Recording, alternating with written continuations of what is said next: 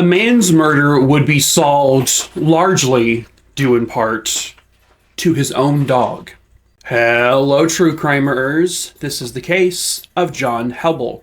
Viewer discretion is advised.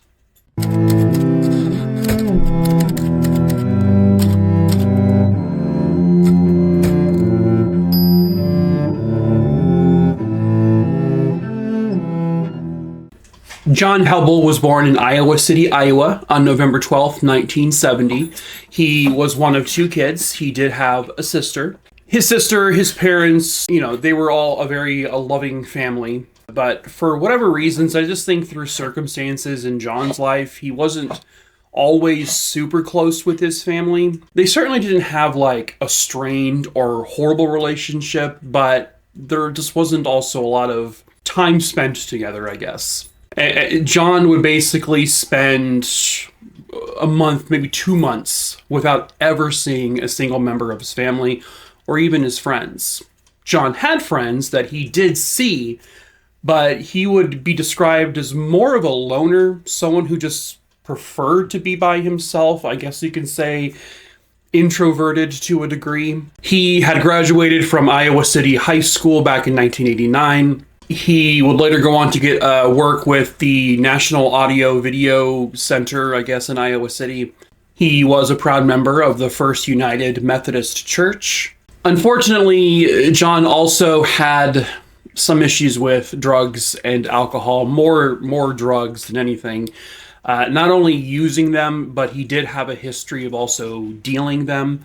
And typically this was like narcotics. There was one member of John's family, though, that he loved without any question, that he was the absolute closest to, and that was his furry best friend, Keisha. At the time of this case, he had a 3-year-old husky that he named Keisha. His family said that the two of them were basically inseparable. They were, he loved his dog. I can relate. John absolutely doted upon his dog and would get her anything that she needed. So, we are now in February of 1999.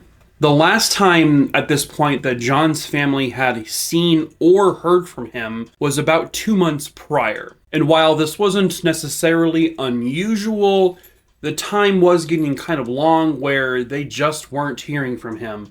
When they tried to call him, he was not answering his phone.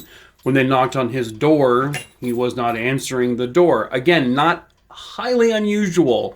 So that's why they didn't persist. But then it got to a point about 2.5 months into this where they just felt something was wrong. Something felt off. So John's mother would call the local sheriff, and the sheriff would go to John's trailer. John lived in a trailer in North Liberty, Iowa at this time.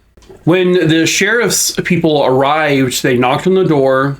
They got no response. They didn't even hear the dog barking because they were told that he had a dog. They looked through the windows. They really couldn't see much. They were knocking on the windows, calling for John's name. They got nothing in response. But the unusual thing is that John's blue van was parked right there in front of the trailer.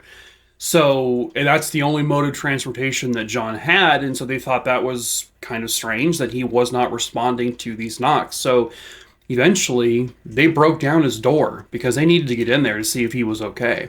The moment the door was basically, opened, broken down, there was a waft of what they described as just a really strong, horrific odor.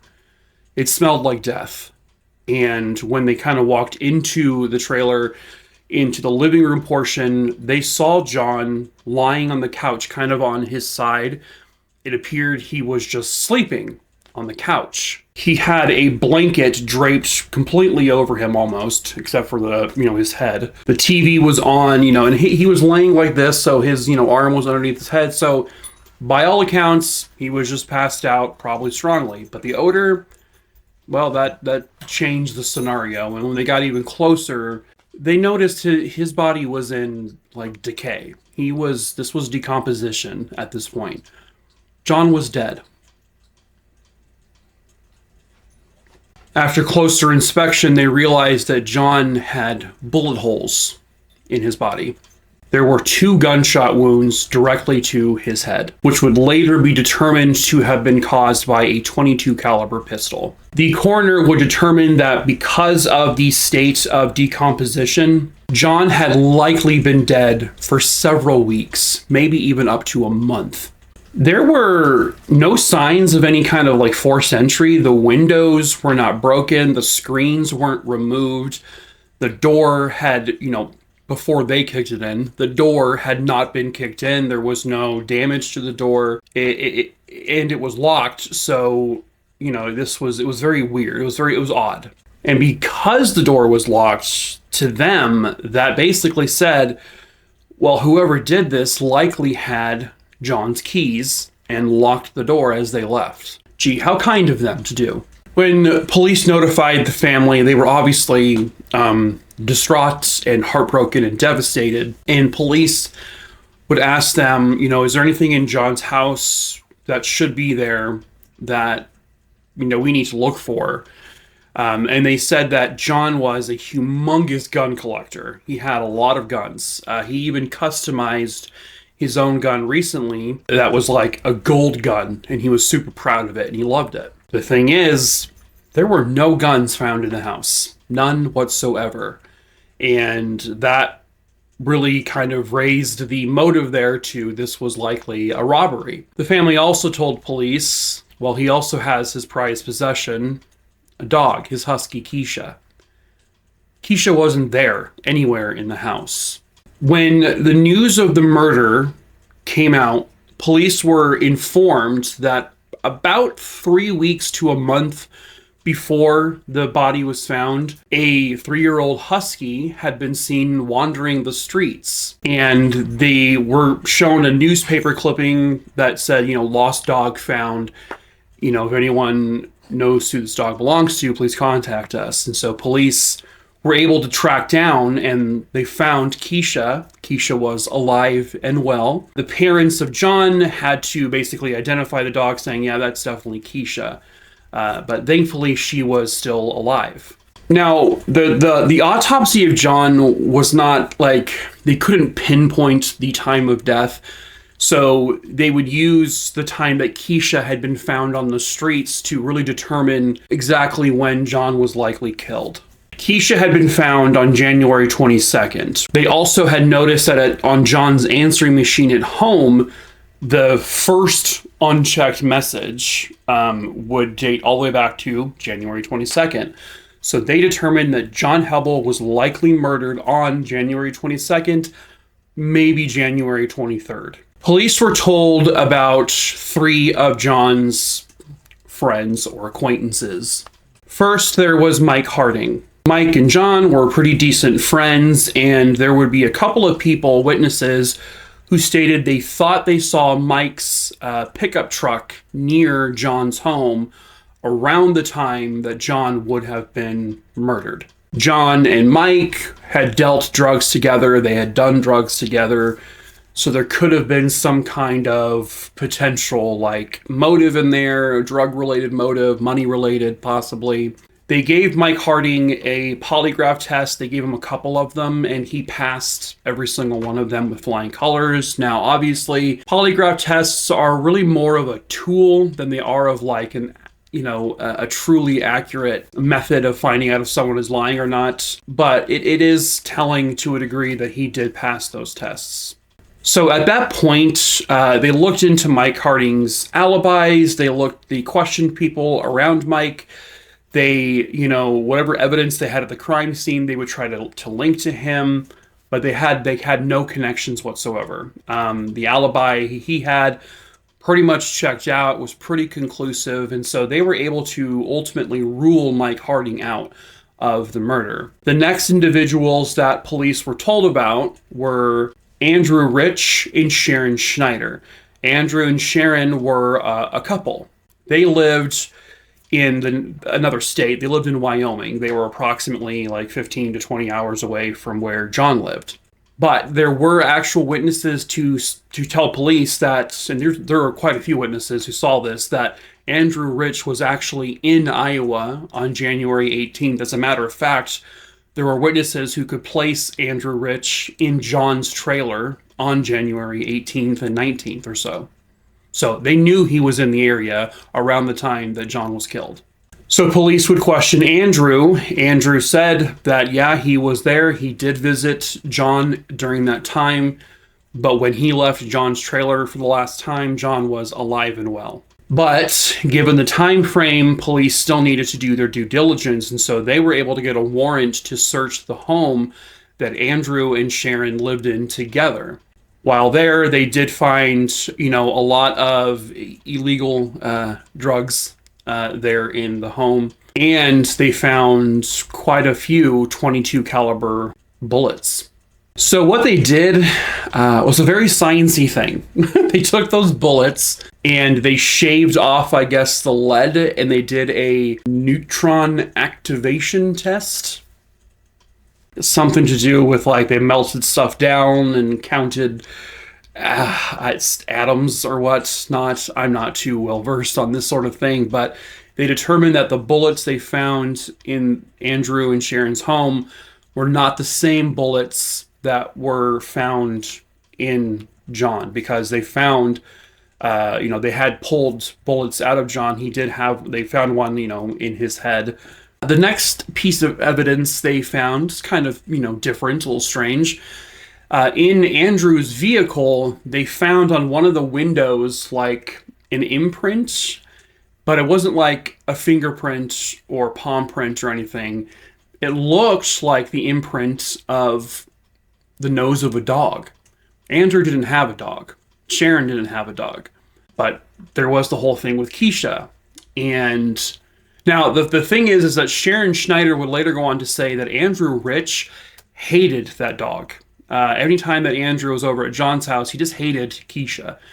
And he just couldn't stand her for whatever reason. I don't know why. Keisha's an adorable freaking dog.